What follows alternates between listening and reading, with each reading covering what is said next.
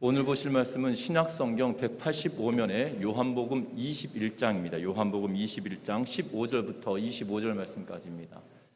제가 오타를 했네요. 요한복음 21장 15절부터 25절입니다.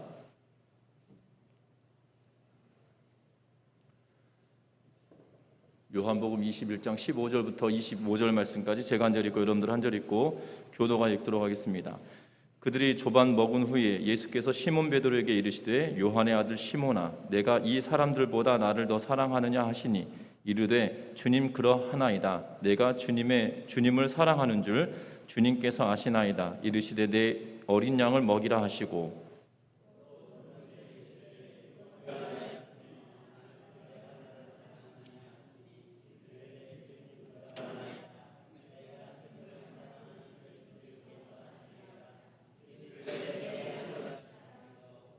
세 번째 이르시되 요한의 아들 시몬아 네가 나를 사랑하느냐 하시니 주께서 세 번째 내가 나를 사랑하느냐 하심으로 베드로가 근심하여 이르되 주님 모든 것을 아시오매 내가 주님을 사랑하는 줄을 주님께서 아시나이다. 예수께서 이르시되 내 양을 먹이라.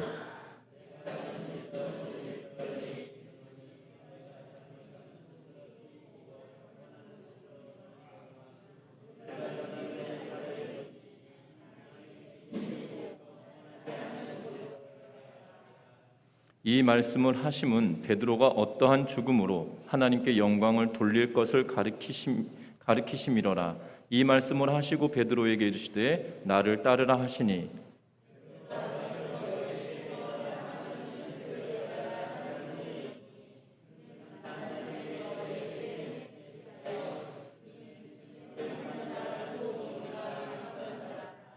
이에 베드로가 그를 보고 예수께 여짜오되 주님 이 사람은 어떻게 되겠사옵나이까?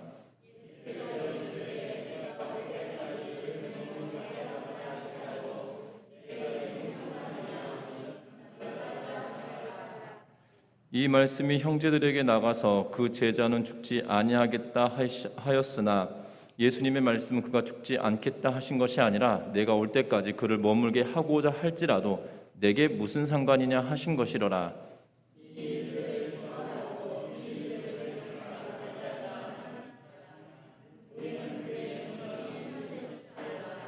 같이 읽습니다. 예수께서 행하신 일이 이 외에도 많으니 만일 낱낱이 기록된다면 이 세상이라도 이 기록된 책을 두기에 부족할 줄 아노라. 아멘. 우리 서로 인사 나누고 말씀 나누겠습니다. 사랑하고 축복합니다.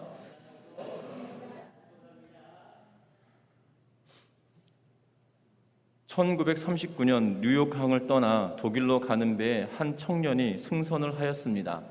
그는 아직 젊은 나이에 독일로 향하는 데에는 나름대로의 이유가 있었습니다. 당시 독일은 히틀러 정권에 의해서 세계대전에 광군에 있었으며 그리고 유대인을 대학살하는 인류 역사상 가장 끔찍한 만행을 저지르고 있었던 때였기 때문입니다. 그러나 안타깝게도 독일의 교회는 이런 비인간적인 만행을 하고 있음에도 불구하고 침묵하고 있었으며 오히려 히틀러 만세라고 외치며 동조하고 있는 그러한 모습도 있었다는 겁니다. 이러한 독일의 교회의 잠을 깨우고 하나님의 공의를 선포하고자 그는 이 젊은 나이였음에도 불구하고 조국 독일을 향하여 몸을 실었습니다. 그날 그의 일기장에는 다음과 같은 내용을 기록하고 있는데 나의 장래에 대하여 그동안 파도처럼 일던 몹시도 불안해하던 마음이 이제 잔잔해졌다. 이는 내가 갈 길을 확실히 알게 되었기 때문이다 라고 이야기하며 그 이전에는 그가 마음에 불안하고 염려가 있었지만 지금은 내 마음이 오히려 평안하다. 내 마음이 잠잠해졌다. 왜냐하면 내가 가야 할 길을 내가 정확하게 알게 되었고 내가 갈 길을 가고 있다라고 이야기하고 있기 때문이라는 겁니다.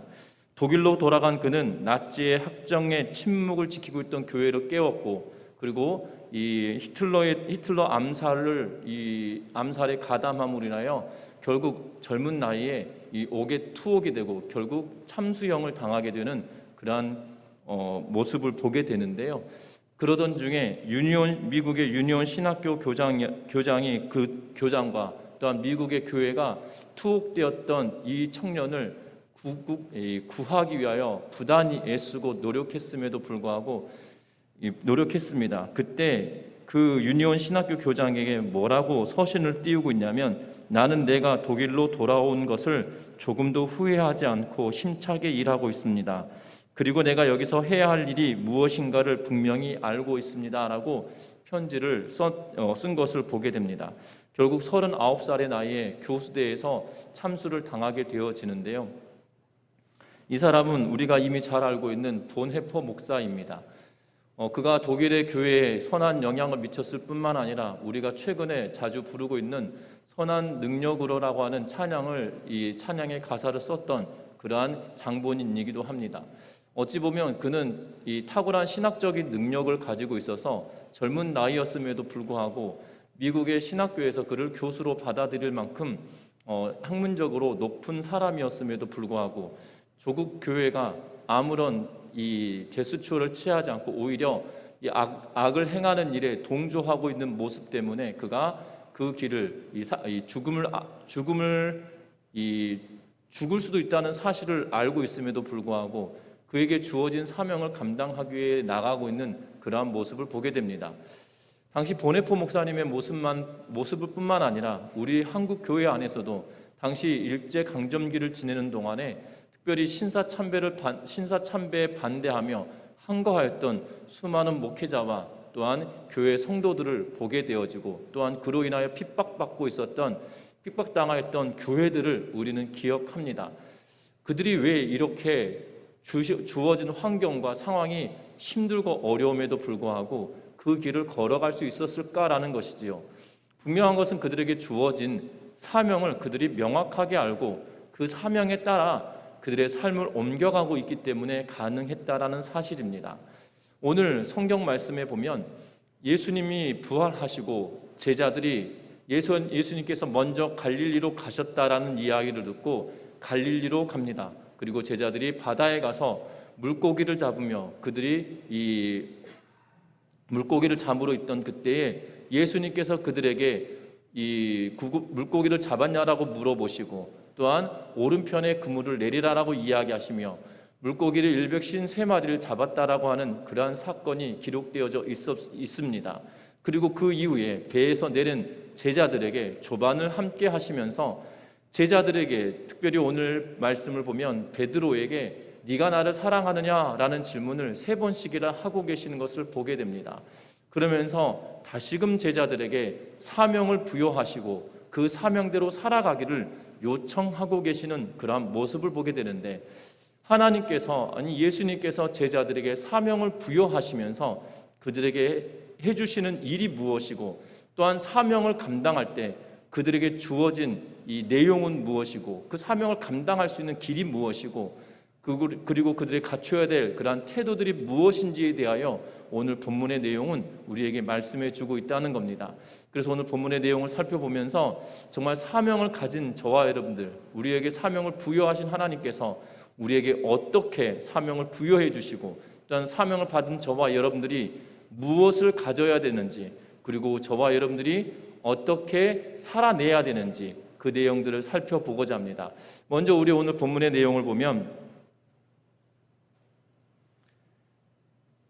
예수님께서 시몬 베드로에게 3번에 걸쳐서 네가 나를 사랑하느냐라고 물으십니다. 우리는 이 내용을 너무나도 잘 알고 있습니다. 특별히 요한의 아들 시몬에게 예수님께서 네가 나를 사랑하느냐라고 물으셨던 이 대목을 통해서 제가 이 중고등학교 시절에 굉장히 유명했던 복음성가 가수 중에 다윗과 요나단이라는 분이 계셨거든요. 듀엣으로 찬양을 하셨는데요. 그분들이 이 찬양을 부르셨습니다. 요한의 아들 시몬아 네가 나를 사랑하느냐, 이렇게 불렀던 찬양 때문에 이 성경의 내용보다도 그 찬양을 더 먼저 기억하게 될 만큼 이 찬양에 은혜가 있었던 것을 기억합니다. 그런데 오늘 이 본문에 보면 예수님께서 베드로를 부르실 때 이 베드로에 대한 오늘 본문 읽었던 15절부터 25절 말씀까지 통해서 보면 예수님께서 베드로를 부르실 때 베드로야 라고 부르신 적이 없다는 거예요. 그럼 베드로라고 하는 이름은 도대체 어디서 나왔을까라는 것인데요. 베드로라고 하는 이름은 예수님께서 베드로에게 붙여주신 별칭입니다. 그래서 마가복음 3장 16절에 보면 이 12를 세우셨으니, 다시 말하면 12명의 제자의 이름을 기록해 놓고 나서 마지막에 16장에 평가를 하면서 이 12를 세우셨으니 라고 이야기하는데, 시몬에게는 베드로란 이름을 더하셨고 라고 기록하고 있어요. 시몬에게는 예수님께서 베드로란 이름을 더하여 주셨다라고 기록합니다. 누가복음 6장 14절에서도 비슷하게 말씀하고 계시는데요.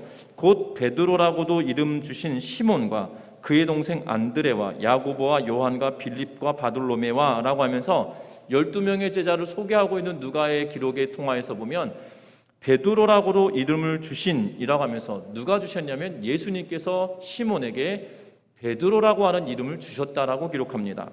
요한도 우리가 읽었던 1장 42절의 말씀을 통해서 보면 예수께서 보시고 이르시되 네가 요한의 아들 시몬이니 장차 게바라 하리라 하시니라.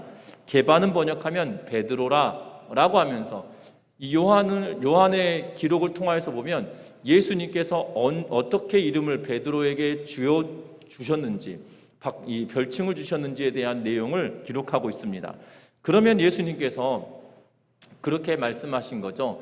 만날 때 1장 24절이면 요한의 기록을 통하여서 보면 1장 24절은 예수님과 베드로가 만나서 그에게 이름을 지어주고 그가 예수님과 더불어 3년여간의 시간을 보내는 동안에, 보내기 시작하면서 베드로라고 이름을 지어주면서 요한의 아들 시몬이라고 부르기보다도 베드로야 베드로야 라고 부르셨다는 거죠. 그런데 오늘 유달리 예수님께서는 이 베드로를 부르실 때 베드로야, 예수님께서 붙여주셨던 이름을 쓰고 계시지 않고 있다는 겁니다. 15절에도 16절에도 17절에도 보면 똑같이 이렇게 말합니다. 요한의 아들 시몬아, 요한의 아들 시몬아, 요한의 아들 시몬아, 이렇게 말씀하고 계시다는 거죠. 특별히 우리가 읽었던 15절부터 25절 말씀에 베드로라고 하는 단어는 요한이 쓰고 있는 글만에 사용되어지고 있어요. 예수님이 하는 말씀에 베드로야라고 부른 적이 한 번도 없다는 겁니다. 우리가 방금 읽었던 15절부터 25절까지는 베드로라고 쓰여진 대목은 다 요한이 베드로를 지칭하면서 베드로가 이르되, 베드로가 말하되, 또 베드로가 라고 하는 단어는 요한이 쓰고 있는 말이지, 예수님께서 베드로를 부르실 때는 요한의 아들 시몬아, 시몬아라고 하면서 이야기하고 계셨다는 겁니다. 여러분들 3년 동안 예수님이 베드로야 베드로야 하면서 친근하게 부르시다가 갑자기 지금 뜬금없이 예수님이 붙여주셨던 이름을 한 번도 쓰시지 않으시면서 마치 처음 만난 것처럼 낯설게 베드로야 라고 부르지 않고 요한의 아들 시몬아 라고 말하고 있다는 거죠. 마치 남인 것처럼 이야기하고 있는 느낌을 받게 되어진다는 겁니다. 그렇지 않겠습니까? 저희 아버지나 어머니가 저에게 영승아 이렇게 부르면 좋겠는데 양영승 이렇게 부르면 그날은 뭔가 있는 거죠. 내가 뭔가 잘못했다든지 뭔가 낯설게 부르신다라면, 그리고 갑자기 저희 아버지가 저에게 양전도사 이렇게 부르면 뭔가 큰 잘못을 한 거예요. 예. 대학 다닐 때 보면, 그러니까 저에게 붙여주신 이름을 친근하게 부르면 좋은 일이지만 갑자기 남인 것처럼 딱 선을 두시면서 부르실 때는 뭔가 있어요. 결국 이제 뚜껑을 열어보면 뭐 제가 잘못했던 내용이라든지 아니면 서운했던 내용들을 말씀하실 때도 있지만, 여러분들 그렇지 않으십니까? 자녀들을 부르실 때 평소에는 뭐 막둥아 부르다가 그날을 딱 막둥이라 부르지 않고 정색하며 이름을 부를 때는 뭔가 있는 날이잖아요. 지금 예수님이 3번에 걸쳐서 베드로야라고 친근하게 부르신 게 아니고요. 누구야라고 하면 시몬아, 요한의 아들 시몬아라고 하면서 선을 그으시고 이야기하고 있다는 거죠. 그것도 몇 번에 걸쳐서 이야기합니까? 3번에 걸쳐서 이야기하고 있는 것을 보게 됩니다. 여러분들 어떻게 보면 베드로는 지금 가시방석 같은 상황일 것 같습니다. 왜냐하면 예수님이 부활하시고 나서 지금까지 베드로를 야단치신 적이 없어요. 너 그때 왜 3번이나 날 부인했냐? 이렇게 물으신 적이 없다는 거죠. 예수님은 이전에 네가 나를 부인할 거다라고 예고해 주셨고, 그리고 실제로 그렇게 이루어졌습니다. 그랬다면 내 말이 맞지? 네 그럴 줄 알았다니까? 이렇게라도 말해주면 차라리 속이라도 편할 텐데 그렇게 말하지도 않으시는 거예요. 예수님은 베드로에게 한 번도 타박하지 않으셨습니다. 오히려 지금 뭐라고 이야기하냐면, 베드로야, 요한의 아들 시몬아, 네가 나를 사랑하느냐? 라고 묻고 계시다는 사실이죠. 네가 정말 나를 부인했고 네가 나를 3번이나 나를 부인했지만 정말 지금도 나를 사랑하느냐라고 하시면서 그에게 위로함을 주고 계시는 그러한 모습을 보게 되어집니다. 뿐만 아니라 다시 한번 네가 나를 사랑하고 있느냐라고 회복시키시는 그러한 은혜를 경험하게 되어진다는 겁니다.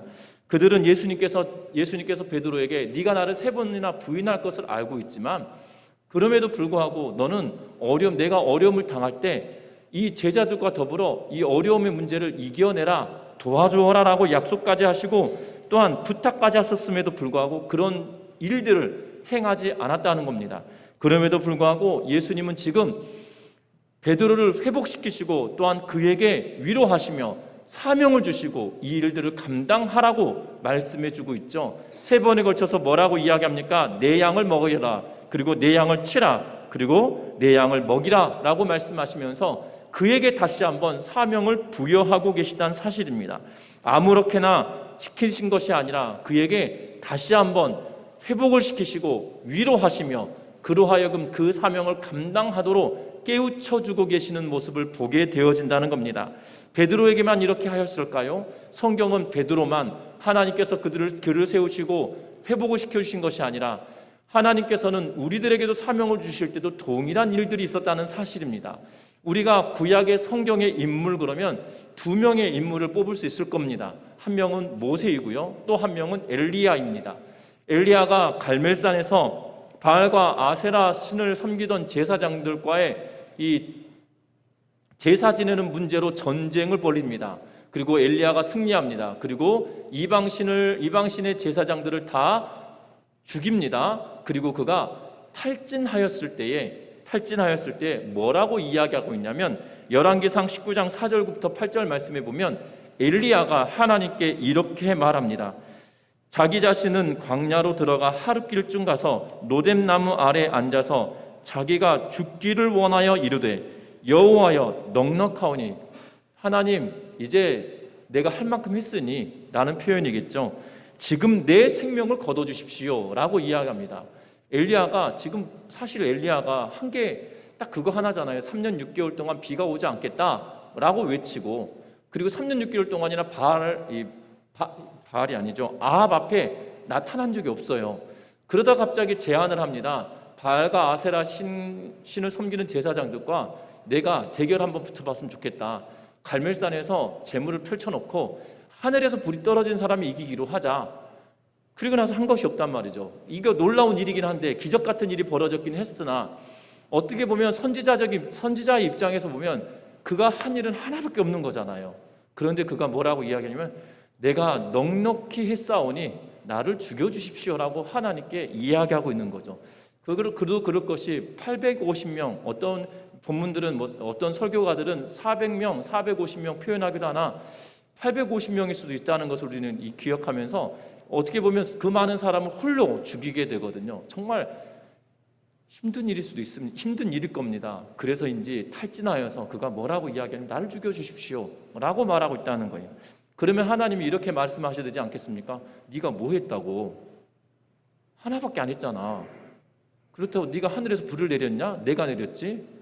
뭐 죽이기밖에 더 했어? 라고 말씀하시면서 타박하실 수도 있을 것 같아요. 그런데 하나님은 엘리야를 타박하지 않으시고 뭐라고 하시냐면 천사가 이 노뎀나무 안에서 누워 자고 있는 이 엘리야를 깨웁니다. 그리고 천사가 그에게 먹을 것을 주고 그리고 마실 것을 줍니다. 한 번이 그런 것이 아니에요. 한 번은 그런 것이 아니라 이 열왕기상 19장 4절부터 8절 말씀까지 몇 차례에 걸쳐서 이렇게 하고 나서 그에게 회복을 시켜주시고 그리고 몸이 회복되도록 만드시고 나서 40주 40야를 걸쳐서 하나님께서 말씀하신 땅으로 가게 하시고 호렙산에 머물러 하나님께서 그에게 다시금 사명을 부여하시는 그러한 모습을 보게 되어진다는 거죠. 하나님께서 엘리야에게 회복을 시키시고 위로하시고 그리고 그에게 다시금 사명을 부여하시는 그러한 모습을 보게 된다는 겁니다. 우리가 너무나도 잘 알고 있는 요나 선지자도 마찬가지죠.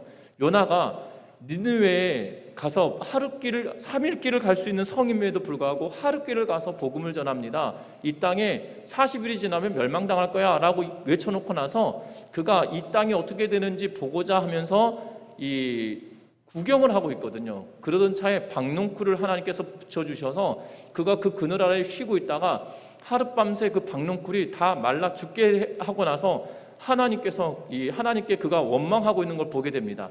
그때 하나님이 야단치시는 것이 아니라 네가 키우지도 않은 박농쿨 때문에 그렇게 안타까워하면서 내가 아끼는 이 백성들, 내가 지은 이 백성들을 어떻게 하라고 네가 그러느냐라고 하면서 야단치시는 것이 아니라 박농쿨을 통하여서 그를 위로하시고 다시 한번 새 힘을 주시고 사명을 부여하고 계시는 하나님의 모습을 곳곳에서 볼 수 있다는 거죠.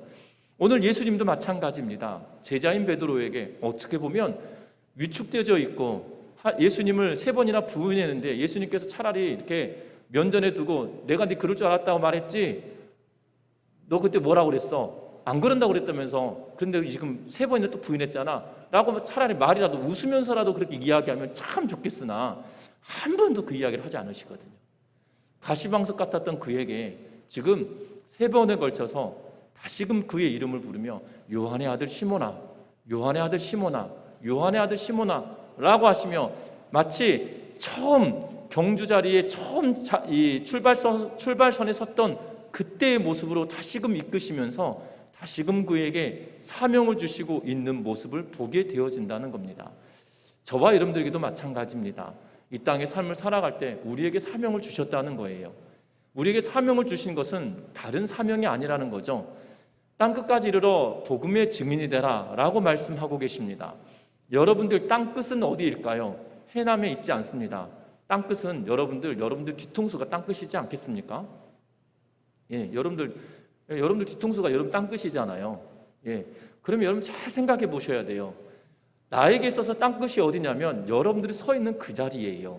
여러분들 가정이 또한 여러분들의 직장 생활하는 곳이 여러분들의 일터가 여러분들의 땅끝이라는 사실입니다. 여러분들이 서 있는 그곳에서 여러분들에게 사명을 주시고 그 사명을 감당하라고 말씀해 주고 계시다는 사실이죠. 그런데 우리는 이 사명을 감당하지 못할 때가 더 많을 때가 있다는 겁니다. 예수님을 전하라, 복음을 전하라라고 말씀하심에도 불구하고 우리는 입을 떼기가 참으로 두려울 때가 더 많죠. 예수 믿는다는 것이 어려운 일이다, 예수 믿으라고 전하는 것이 참으로 어려운 세태를 살고 있는 저와 여러분들이라는 것입니다. 그러나 기억할 것은 그 우리 예수께서 베드로를 다시금 위로하시고 세워주실 때에 우리도 동일하게 다시금 위로하시고 세워주시는 하나님의 은혜를 체험하는 우리 전미중학교의 모든 성도님들 되시기를 주의 이름으로 부탁드립니다. 특별히 오늘 성경에 보니까 조반을 먹은 후에라고 말씀하고 계시죠. 제자들이 예루살렘에서 갈릴리로 오는 동안에 어떠한 일이 있었는지 모르나 오죽 배고팠으면 내 고기 잡으러 가겠다라고 했던 때에 제자들이 따라 나섰을까 싶습니다. 또한 밤새도록 수고했지만 얻을 것이 아무것도 없던 그때에 예수님께서 조반을 준비해 두시고 그들에게 먹이시면서 위로하고 있다는 거죠. 저와 여러분들의 필요를 채워주시며 우리를 위로하시는 하나님의 은혜와 손길을 체험하는 우리 전미중학교의 모든 성도님들 되시기를 주의 이름으로 부탁합니다. 그런데 오늘 본문의 내용을 통하여서 보면 이 사명을 주실 때 조건이 있다는 거죠. 예수님께서 지금 베드로에게 묻습니다. 우리 15절 말씀 다시 한번 읽어보겠습니다. 15절 말씀 읽습니다. 그들이 조반 먹은 후에 예수께서 시몬 베드로에게 이르시되 요한의 아들 시몬아 내가 이 사람들보다 나를 더 사랑하느냐 하시니 이르되 주님 그러하나이다. 내가 주님을 사랑하는 줄 주님께서 아시나이다. 이르시되 내 어린 양을 먹이라 하시고. 아멘. 여러분들 예수님께서 제자인 베드로에게 요한의 아들 시몬아 라고 하시면서 네가 이 사람들보다 나를 더 사랑하느냐 라고 물으십니다. 여러분들 각주 보시면 이 사람들 하면서 일을 해가지고 써놓고 이 성경 밑에 보면 또는 것들보다 라는 표현을 써놓고 있는 걸 보게 되어져요. 다시 말하면 이 사람들보다 이것들보다 라는 표현은 지금 베드로가 무엇하고 온 거예요?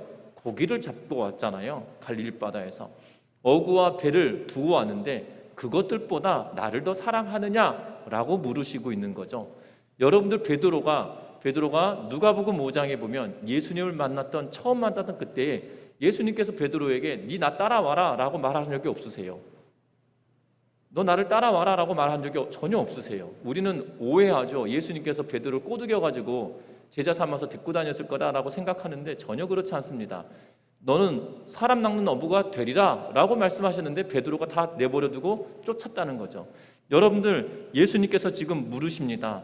네가 나를 사랑하느냐? 이것들보다 어떻게 보면 지난주에도 말씀을 드렸지만 베드로에게 처음 예수님을 만났던 그때로 다시 한번 회귀시키면서 똑같은 상황으로 만들어 놓으시고 그에게 그때의 열정을 다시 한번 회복하도록 만들어주고 계시는 거죠.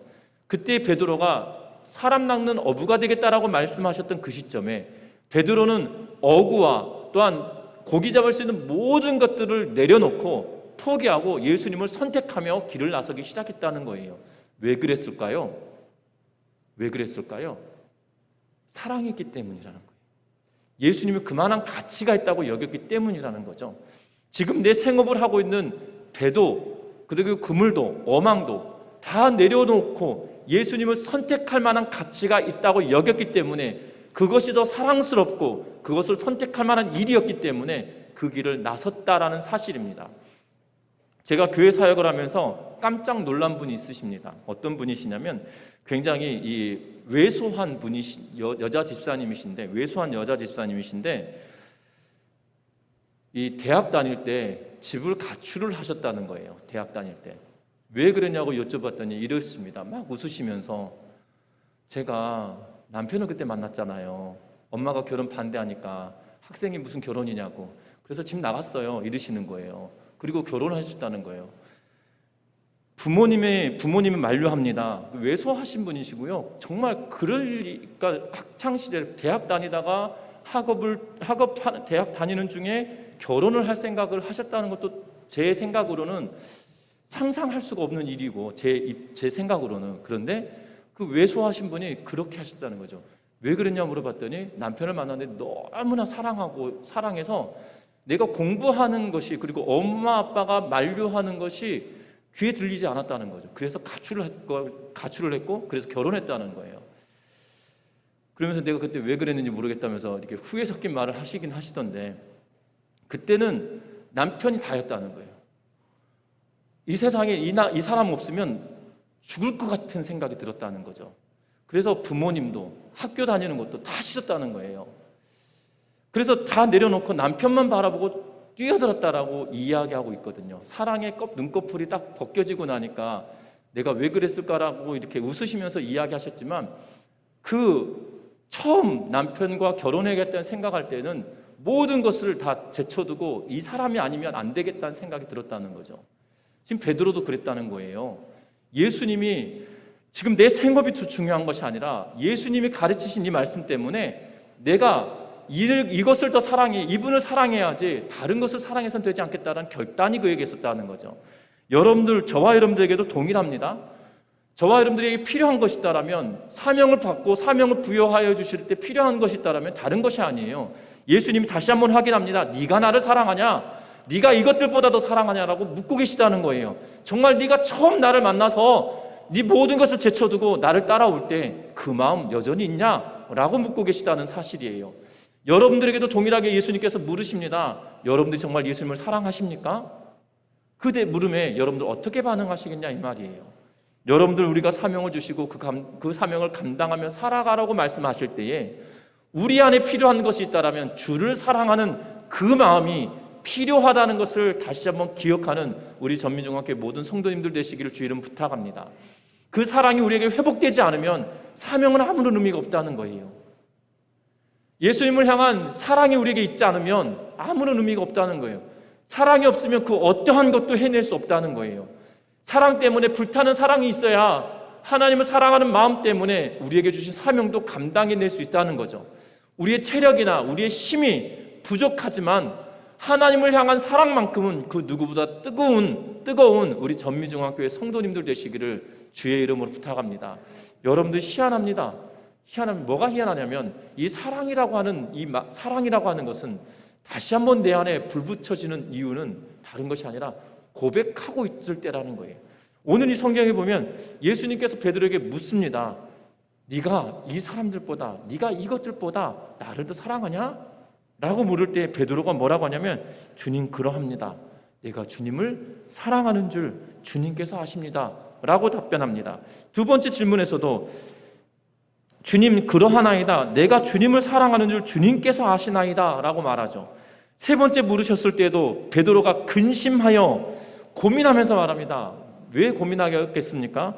지금 두 번이나 물으셨잖아요. 내가 지금 답변을 잘못하고 있나? 라고 생각할 수도 있겠죠. 주님 모든 것을 아시오매 내가 주님을 사랑하는 줄을 주님께서 아시나이다. 라고 하면서 다시금 사랑의 고백을 세 번에 걸쳐서 하고 있다는 거예요. 여러분들 놀라운 것은 예수님이 그의 입술을 통하여 계속 끌어내고 있는 말이 뭐예요? 예수님 그렇습니다. 예수님 알잖아요. 그 말을 요구하고 계신 게 아니에요. 내가 당신을 사랑합니다 라는 고백이 그의 입술을 통하여 되새겨지고 있다는 거죠. 여러분들 우리가 사랑한다, 하나님을 사랑한다는 이 감정은 다시 한번 고백되어질 때 우리에게 다시금 불타오르게 되어진다는 것을 기억하는 우리 전미중앙교회 성도님들 되시길 바랍니다. 내 마음에 하나님을 사랑하는 마음이 식은 것처럼 느껴지십니까? 그렇다면 다시금 되뇌이십시오. 하나님, 내가 하나님을 사랑합니다. 내가 주를 사랑합니다. 내 마음에 주를 사랑하는 마음이 불타도록 나에게 고백할 수 있는 은혜를 주시고 다시금 불을 붙여 주십시오라고 간청하는 간절함으로 내가 주를 사랑합니다라고 고백하는 우리 전미중앙교회 모든 성도님들 되시기를 주의 이름으로 부탁드립니다. 이 세 번의 질문으로 인하여 그가 대답할 때 그의 마음에 다시금 주를 사랑하는 마음으로 처음 억울을 버리고 예수님을 쫓을 때 내가 예수님만 선택하며 살아갈 수밖에 없구나라고 결단했던 그 순간의 감정이 다시금 회복되어지고 차오르게 되었다는 것을 기억하면서 저와 여러분들도 그 첫사랑의 은혜를 기억하며 내가 주를 사랑합니다라고 고백하며 살아낼 수 있는 그런 사명자의 삶을 살아내는 우리 전미중앙교회 성도님들 되시길 바랍니다. 뿐만 아닙니다. 우리가 20절과 22절 말씀 같이 읽어보겠습니다. 20절부터 22절 말씀입니다. 베드로가 돌이켜 예수께서 사랑하시는 그 제자가 따르는 것을 보니 그는 만찬석에서 예수의 품에 의지하여 주님을 파는 자가 누구오니까 묻던 자더라. 이에 베드로가 그를 보고 예수께 여짜오되 주님 이 사람은 어떻게 되겠사옵나이까? 예수께서 이르시되 내가 올 때까지 그를 머물게 하고자 할지라도 내게 무슨 상관이냐? 너는 나를 따르라 하시더니 아멘. 여러분들 오늘 본문의 말씀을 보면 베드로가 예수님의 사랑을 받았던 이 만찬석에서 예수님의 품에 의지하였던 요한을 말하고 있거든요. 그 요한을 두고 이렇게 묻습니다. 특별히 오늘 본문에 보면 베드로가 어떻게 될 것인지에 대하여 말씀해 주고 계세요. 예수님께서는 18절에 내가 진실로 진실로 이르노니 네가 젊어서는 스스로 띠띠고 원하는 곳으로 다녔거니와 늙어서는 내 팔을 벌리리라 라는 말을 하시는데요. 그리고 남의 의하에서 그 이끌림을 당할 거다. 네가 포박을 당할 거고 죽임을 당할 거다라는 의미를 말하죠. 결국 너는 순교당할 거야 라고 이야기하고 있는 거예요. 그때 베드로에게 너 순교당할 거야 라고 말씀하셨는데 베드로가 되게 궁금한 거예요. 뭐가 궁금하냐면 그럼 요한은? 예수님의 사랑을 받았던 요한은? 이라고 생각이 들었겠죠. 그래서 예수님께 묻습니다. 예수님께서 베드로에게 물었더니 예수님께서 이렇게 말합니다. 내가 올 때까지 그를 머물게 하고자 할지라도 너하고 무슨 상관이냐? 라고 묻죠. 그랬더니 베드로는 뭐라고 이야기하면 요한은 죽지 않을 거야 라고 생각하고 있지만 그 말이 아니다라고 정정하며 요한은 23절에 내가 올 때까지 그를 머물게 하고자 할지라도 내게 상관이 있느냐 하신 말씀이다라고 하면서 그 말의 의미를 정확하게 다시 한번 설명해 주고 있는 걸 보게 됩니다. 베드로는 왜 이런 질문을 했을까요? 내가 주를 사랑합니다라고 고백하고 나서 그러면 네가 순교당할 거라고 말했더니 어떻게 보면 베드로도 영광스러워야 될 건데 네가 죽을 거라고 그러면 되게 열받을 거 아니겠습니까? 그 당시 딱 이 상황을 보면 순교라고 하는 것은 우리의 입장에서 보면 순교라고 하는 것은 우리의 입장으로 보면 거룩하고 영광스러운 일일 수 있으나 그것을 당하는 입장에서 보면 힘든 일일 수 있다는 거죠. 그때 베드로는 궁금한 거죠. 그러면 나는 순교당한다면 요한은 어떨까? 라는 거죠. 궁금한 거예요. 그럴 수 있지 않겠습니까? 그런데 요한이 살아있든 죽든 네하고 뭔 상관이야? 라고 예수님 말씀하시는 이 장면을 보면서 우리가 기억해야 할 것이 있죠. 베드로도 마찬가지죠. 베드로가 주를 사랑합니다 고백했으면 거기서 그침을 낼 것인데, 지금 베드로는 굳이 요한을 이야기하면서 그럼 요한은 어떻게 될 건데요? 라고 물을 이유가 없다는 거죠. 어떻게 보면 신앙생활하면서 내가 주를 사랑합니다라고 이야기하면서 우리들 마음속에 들어오는 건 뭐냐면 비교하는 생각이 우리들에게 싹 들어와요.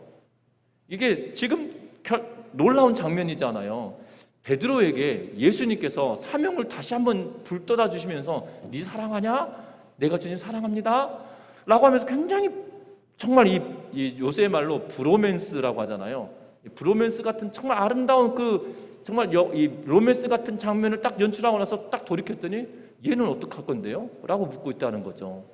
거기서 딱 그치면 참 좋겠는데, 우리도 마찬가지예요. 신앙생활하면서 내가 주를 사랑합니다 라고 열심히 해놓고 나서 우리는 주위를 둘러보며 내 옆에 있는 사람이 주를 더 사랑하는지, 내 옆에 있는 사람이 더 은혜 받으면 막 이렇게 배 아프고 막 속이 뒤틀리면서 시기와 질투가 나를 때가 있지 않습니까?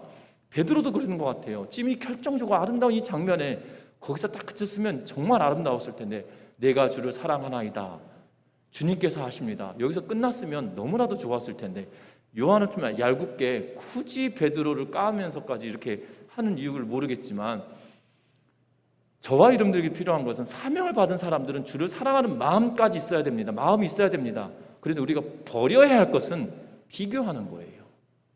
그런데 희한하게 신앙생활하면서 이 비교하는 것은 희한하게 계속 따라다녀요.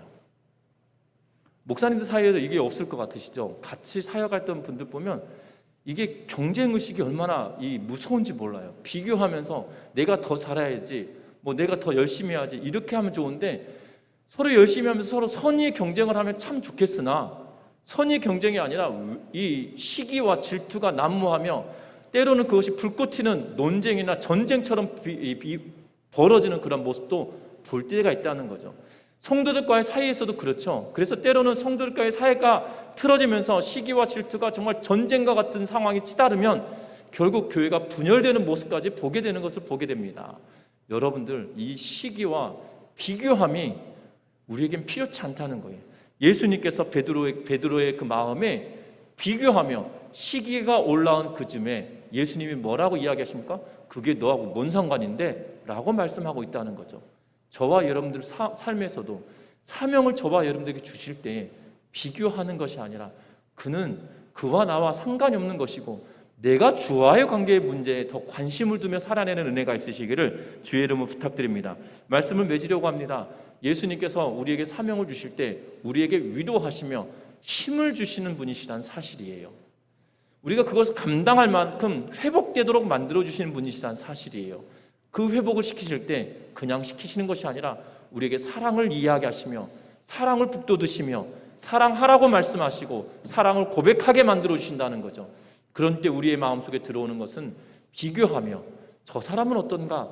라는 생각이 들 때 그것을 과감하게 물리치며 이겨내는 은혜가 있으시기를 주의 이름을 부탁합니다. 그래서 이 땅의 삶을 살아갈 때 주를 사랑하는 그 사랑하는 마음 때문에 우리의 가슴이 뜨거워지고 우리의 삶의 모습이 바뀌어지며 우리가 행하는 행동이 바뀌어지는 은혜를 경험하시기를 주의 이름으로 부탁드립니다. 우리 찬양하시겠습니다.